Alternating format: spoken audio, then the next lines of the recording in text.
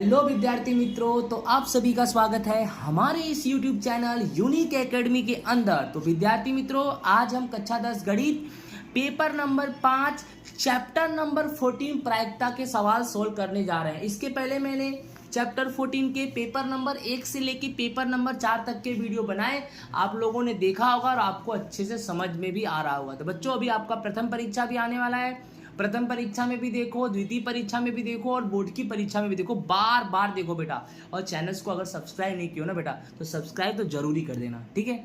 चलो देखते हैं पेपर नंबर 5 विभाग ए में से जो क्वेश्चन आएगा, क्वेश्चन नंबर 9 आएगा। क्या है?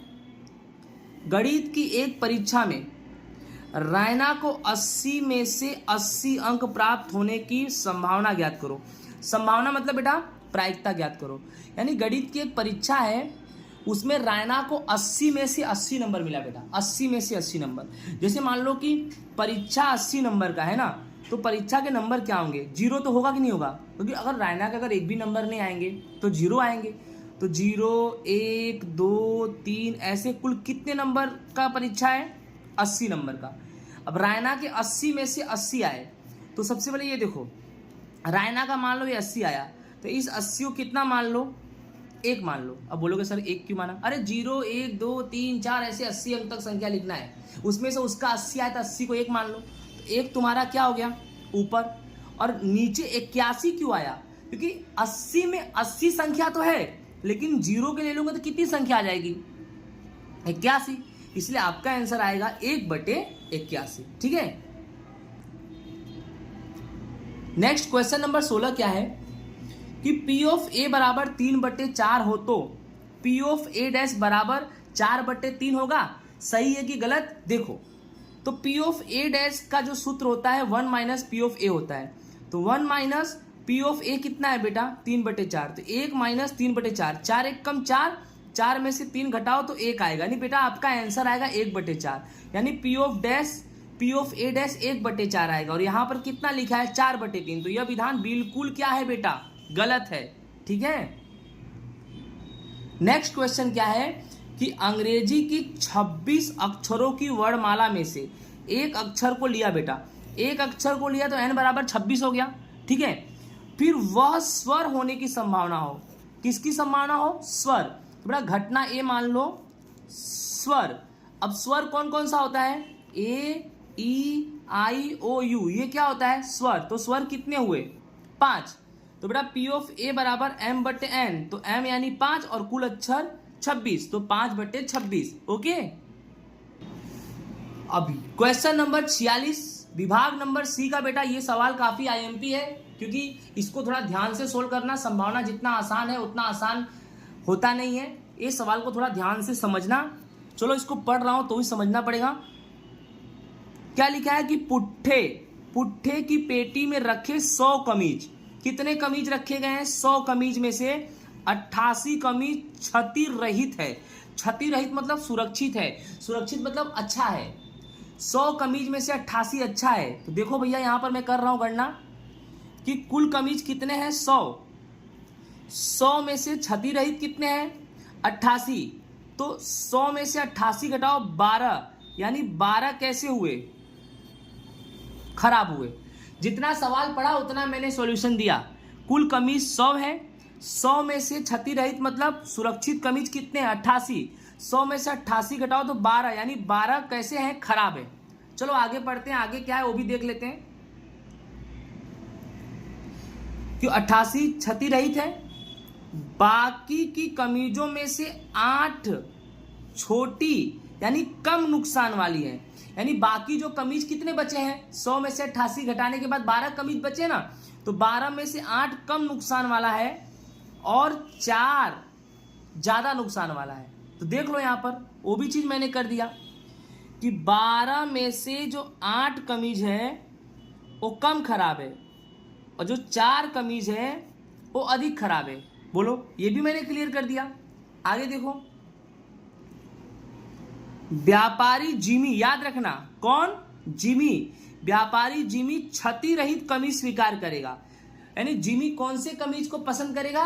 जो कमीज क्षति रहित है। क्षति रहित मतलब सुरक्षित है, यानी अच्छा है।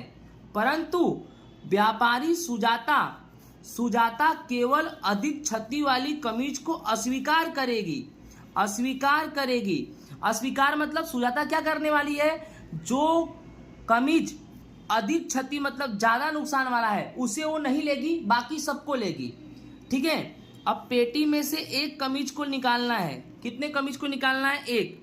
तो सिंपल सी बात है, कुल कमीज 100 है। कुल कमीज कितने हैं? 100। और एक कमीज निकालो, यानी n बराबर तुम्हारा ये पक्का है कि 100 आएगा। n बराबर कितना आएगा? 100। ये तो फाइनल हो गया। चलो अब संभावना ज्ञात करते हैं, बहुत आसान हो गया है। देखो, वह जिमी को स्वीकार हो, उसकी संभावना। अब किसका बेटा? जिमी। तो यहां पर क्लियर कर दो कि व्यापारी जिमी क्षति रहित कमीज को लेगी। क्षति रहित मतलब जो कमीज सुरक्षित यानी अच्छा है। तो क्षति रहित कमीज कितने हैं बेटा? 88 है। तो देख लो, घटना नंबर 1, जिमी को स्वीकार हो। तो जिमी को स्वीकार, तो जिमी क्षति रहित स्वीकार करती है। क्षति रहित मतलब अच्छे। तो अच्छे कमीज कितने हैं? 88। और एन कितना लेना है? 100। तो पी ऑफ ए बराबर एम बटे एन, यानी बेटा 88/100। कितना आया? 88/100। बेटा 88 में क्या करेंगे? 100 का भाग देंगे तो 0.88 आएगा। 88 में 100 का भाग देंगे तो कितना आएगा? 0.88। कैसे आएगा वो आपको मैं बता रहा हूं। देखो, 88 में 100, तो 0.8 कैसे आया कि 88 में क्या करेंगे हम बेटा? 100 का दे देंगे भाग, तो भाग जाएगा नहीं। यहाँ 0 पॉइंट और यहाँ 0, 880। तो 100 का पहाड़ा 8 बार पढ़ेंगे तो 800 आएगा। तो 880 में से 800 घटाएंगे तो 80 आएगा। फिर बेटा भाग जाएगा नहीं, तो अपने आप 0। तो फिर 100 अट्ठे 800 हो गया ना। तो 0.88 तुम्हारा क्या आ गया? आंसर। ओके, तो इस तरह से तुम्हारा 0.88 क्या हो गया बेटा? आंसर। ठीक है, अब दूसरा नंबर क्या है कि वह सुजाता को स्वीकार हो। अब बेटा सुजाता का ध्यान रखना कि सुजाता केवल अधिक क्षति वाली कमीज को अस्वीकार करती है, यानी सुजाता जो कमीज ज्यादा खराब है उसे नहीं लेगी, बाकी सबको लेगी। तो बहुत आसान है, ध्यान से समझना कि सुजाता को स्वीकार हो। तो सुजाता क्या स्वीकार करती है? अधिक खराब वाले को अस्वीकार करती है, बाकी सबको स्वीकार करती है। तो कुल कमीज एम कैसे निकालोगे? कुल कमीज कितने हैं? 100। तो सुजाता 100 में से 4 को अस्वीकार करेगी। क्यों? क्योंकि सुजाता अधिक खराब वाले कमीज को अस्वीकार करती है। और आप ही देख लो, 12 खराब है, 12 में से 8 कम खराब है और 4 अधिक खराब है, यानी सुजाता 4 को क्या करेगी? अस्वीकार करेगी, नहीं लेगी। तो 100 में से 4 को घटा देंगे तो m बराबर कितना आएगा? 96। तो पी ऑफ बी बराबर m बटे एन। अब 96/100, तो इसका आंसर आएगा 0.96। कैसे आया वो भी बता देते हैं। अब देखो, 96/100 का मतलब होता है 96 में 100 का क्या करेंगे? भाग नहीं जाएगा, यहाँ 0 पॉइंट और यहाँ 0 बढ़ा देंगे, 9 बार में जाएगा तो 900 आएगा। और 960 में से 900 घटाओ 60, ऑटोमेटिक एक 0 लग जाएगा। फिर 6 बार में जाएगा, 600 कट गया, यानी 0.96 तुम्हारा क्या आ गया बेटा? आंसर। इस तरह से हमारा 0.96 आ गया। ओके, समझ में आ गया होगा। नेक्स्ट, विभाग नंबर डी का जो क्वेश्चन है हमारा बेटा क्या है कि 2 संतुलित पासे को एक साथ उछाला जाता है। पासों पर प्राप्त दोनों अंकों से संबंधित निम्नलिखित संभावनाओं का मान ज्ञात करो। बड़ा सबसे पहले याद रखो कि 2 संतुलित पासे को उछालने पर 36 परिणाम मिलेंगे, और ये मैं पहले भी समझा चुका हूं, बार बार समझाने की कोई जरूरत नहीं है। तो 36 परिणाम कैसे बने हैं? 2 पासों को उछालने के बाद 36 परिणाम देखो आपके सामने हैं, आप समझ गए। ठीक है ना। चलो अब देखो, इसमें एक एक चीज को हम समझेंगे बारी बारी। पहला नंबर क्या लिखा है कि वे अंक समान हो, यानी पासों पर का अंक क्या हो? समान। तो देख लो भाई, घटना ए, वे अंक समान हो। तो कौन कौन से अंक समान मिलेंगे? 1 1, 2 2, 3 3, 4 4, 5 5, 6 6, यानी आपको देखो पासों में अंक समान 1 1, 2 2, 3 3, 4 4, 5 5, 6 6, यानी कुल कितने परिणाम मिले बेटा? 6 मिले। तो m बराबर कितना ले लो? 6, क्योंकि 1 2 3 4 5 6 मिले। तो पी ऑफ ए बराबर m बटे एन। m कितना है? 6 और n कितना है? 36। तो 6 कम 6 और 6 छंग 36, यानी तुम्हारा आंसर कितना आ गया? 1/6। नेक्स्ट, दूसरा क्या है उन अंकों का गुणाकार कितना हो, 12 हो। उन अंकों का गुणाकार कितना हो बेटा, 12। तो देख लो घटना बी, उन अंकों का गुणाकार कितना हो, 12।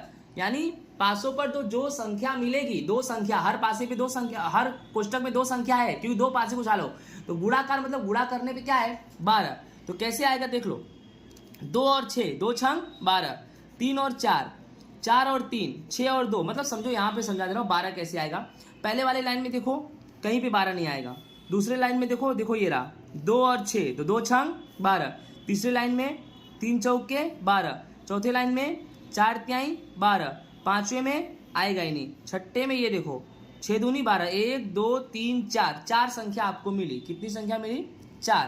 तो बेटा m बराबर तुम्हारा कितना हो गया, 4।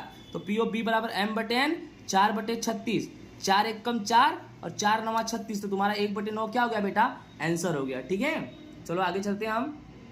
आगे हमारा क्या है उसके बारे में भी हम जानते हैं। तीसरा क्या है बेटा, उन अंकों का योगफल कितना हो, 10 हो। योगफल मतलब दोनों को जोड़ने पे कितना आना चाहिए, 10 आना चाहिए। ठीक है, चलो देखो 10 किस में आएगा, ध्यान दो। पहले में तो 10 कहीं आएगा नहीं, दूसरे में भी यही नहीं आएगा, तीसरे में भी नहीं आएगा क्योंकि 3 और 6 9 ही होता है।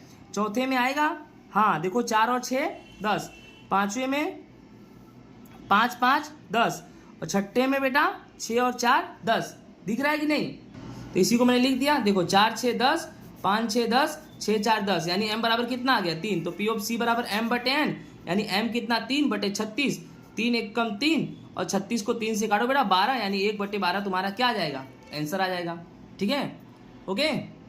घटना नंबर डी क्या है, अंकों का गुणाकार 50 से अधिक हो। ठीक है, तो वही चौथा नंबर है, घटना नंबर डी है कि उन अंकों का गुणाकार 50 से अधिक हो।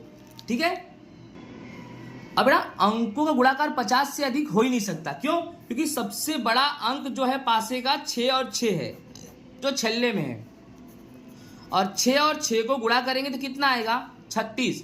और यहां तो बोला 50 से ज्यादा, यहां तो 36 से ज्यादा नहीं हो सकता, 50 से ज्यादा कहां होगा। तो ऐसे समय में m बराबर 0, पी ऑफ डी बराबर m बटे n, बेटा 0 बटे 36, तो आपका आंसर आएगा बेटा 0। ओके, नेक्स्ट बेटा लास्ट क्वेश्चन हमारा है। लास्ट क्वेश्चन क्या है कि दो संतुलित सिक्कों को एक साथ उछाला जाता है। तो दो संतुलित सिक्कों को उछालेंगे तो बेटा 4 परिणाम मिलेगा। दो सिक्कों को उछालेंगे, दोनों में हेड, दोनों में टेल, एक में हेड, एक में टेल, एक में टेल और एक में हेड। यानी देखो 2 सिक्का है, 2 बार उछालो तो 2 की घात 2, तो 2 गुणे 2 बराबर 4, यानी बेटा तुम्हारा n बराबर कितना आएगा, 4।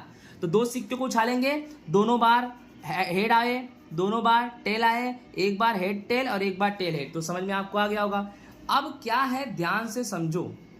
पहला नंबर, एक छाप प्राप्त हो। याद रखना छाप कितना मिलना चाहिए, 1। तो एक छाप प्राप्त हो, तो देखो एच टी और टी एच दोनों में एक एक छाप है, एच टी और टी एच दोनों में कितने छाप है, एक एक छाप है। तो देख लो, यानी m बराबर 2, तो पी ऑफ ए बराबर m बटे n, 2 बटे 4, 2 एक कम 2 और 2 दूनी 4, यानी आपका आंसर आएगा 1 बटे 2। ठीक है, दूसरा नंबर क्या पूछा है, 2 छाप प्राप्त हो, यानी अब छाप कितने चाहिए बेटा, 2 चाहिए। ठीक है, तो 2 छाप प्राप्त हो तो एच एच, क्यों कि देख लो 2 छाप में सिर्फ यही है जिसमें दोनों छाप मिल रहा है, यानी m बराबर कितना आ गया बेटा तुम्हारा 1। तो पी ऑफ बी बराबर m बटे n, यानी बेटा 1 बटे में तुम्हारा कितना आ गया, 4, ये तुम्हारा आंसर है। ठीक है बेटा, नेक्स्ट क्या बोला बेटा, कम से कम एक छाप प्राप्त हो। बेटा कम से कम बोले तो ज्यादा से ज्यादा जानेगा, कम से कम एक का मतलब एक छाप तो चाहिए, एक से ज्यादा हो तो भी चलेगा। तो अब आप ही समझो, दिमाग लगाओ। यहां भी देखो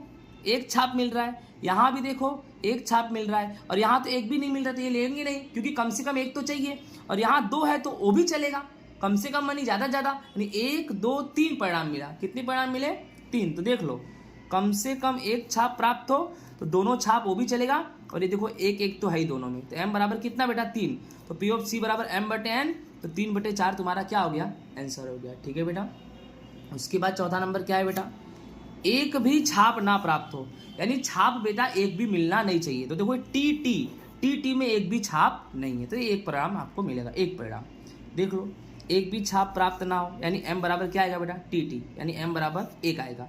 तो बेटा पी ऑफ डी बराबर m बटे n, 1 बटे 4 तुम्हारा क्या हो गया, आंसर। तो इसी के साथ हमारा गाला assignment paper number 5 chapter number 14 का प्रायिकता पूरा होता है। आई होप आपको समझ में आया होगा ये वीडियो। धन्यवाद, राधे राधे।